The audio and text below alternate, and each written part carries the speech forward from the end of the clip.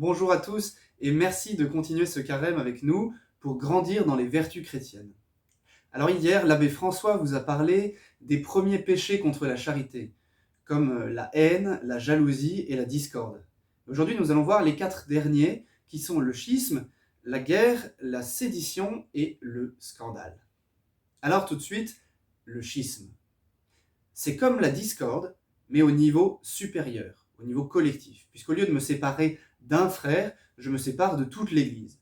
C'est bien sûr un péché contre la charité, puisque Jésus lui-même dit « À ceux-ci, tous reconnaîtront que vous êtes mes disciples, si vous avez de l'amour les uns pour les autres. » C'est donc Jésus qui veut une seule Église liée par la charité. Et il l'a instituée autour de Pierre. Saint Ignace d'Antioche, qui a connu Saint Pierre, dit que l'Église de Rome préside à la charité.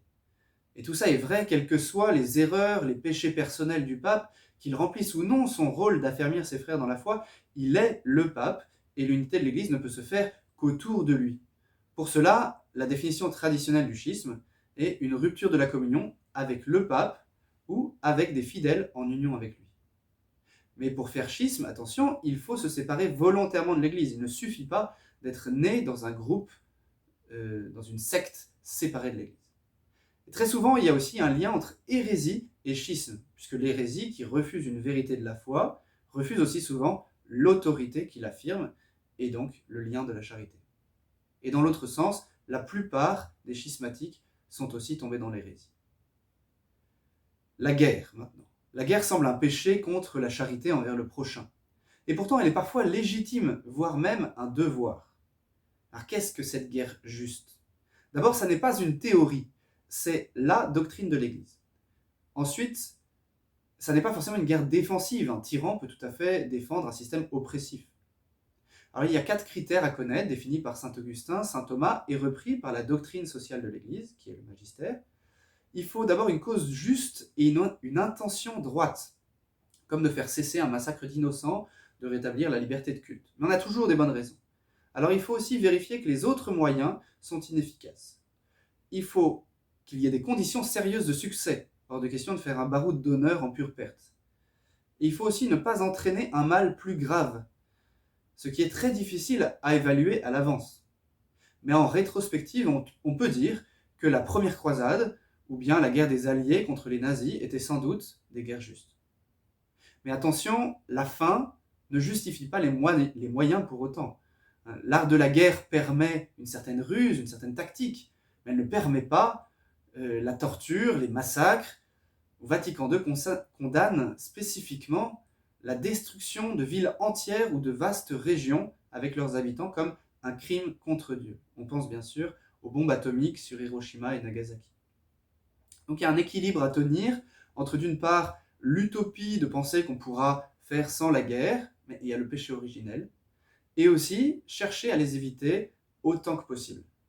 C'est la force de l'adage, si tu veux la paix, prépare la guerre. Mais peut-être que le problème actuel de la guerre juste est que certains s'en réclament abusivement, alors qu'en fait ils n'ont pas essayé d'autres moyens, ils ont mal pesé les conséquences, et souvent ils ont aussi d'autres motifs plus inavouables. On pense là à la guerre américaine en Irak en 2003. La guerre civile maintenant, la sédition, c'est une guerre, mais entre frères. Alors là, plus qu'ailleurs, on a toujours de très bonnes raisons, on trouve toujours des fautes au gouvernement. Là, plus qu'ailleurs aussi, il est vraiment difficile d'empêcher le déchaînement de la violence, de l'arrêter à temps, d'instaurer un régime meilleur. D'où l'opposition de l'Église à tous les mouvements qui sont révolutionnaires par principe, comme le communisme. Et en général aussi, les guerres civiles sont celles qui provoquent les haines les plus durables. On pense à celles entre les familles pétainistes et gaullistes.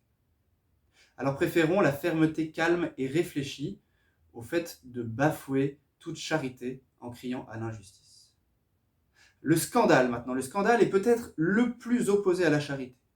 Parce qu'on ne cause plus seulement la mort du corps, mais peut-être la damnation éternelle de mon frère. Parce que le scandale consiste à faire tomber autrui dans le péché. Soit directement par le commandement, le conseil, la suggestion ou la pression physique ou morale, comme ceux qui disent sur l'avortement ou les actes homosexuels, oh, c'est pas un péché ça. Ben si. Ou comme ceux qui en causant par exemple des abus sexuels, on fait de leurs victimes des bourreaux.